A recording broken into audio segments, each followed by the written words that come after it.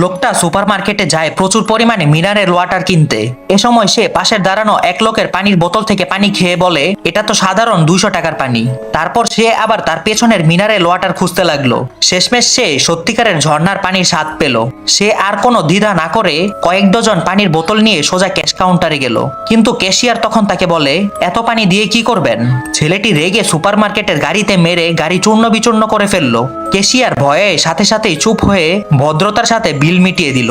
কিন্তু পার্কিং এর traffic police তাকে আটকায় আর জিজ্ঞেস করে, এত মিনারেল ওয়াটার কেন কিনেছেন? লোকটি বলে, তার এলাকায় পানির পাইপের লাইন মেরামত চলছে আর সে কয়েকদিন ধরে গোসল করতে পারেনি, তাই মিনারেল ওয়াটার কিনে গোসল করবে। পুলিশ সত্যিই তার কথা বিশ্বাস করে ফেলে আর তাড়াতাড়ি লোকটি বাসায় ফিরে আসে।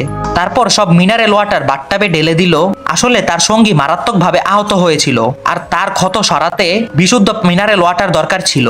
ছেলেটি জাদু মন্ত্র করে আর কিছুক্ষণের মধ্যেই অলৌকিক ঘটনা ঘটলো। মেয়েটি জেগে উঠে দেখে তার ক্ষত পুরোপুরি সেরে গেছে।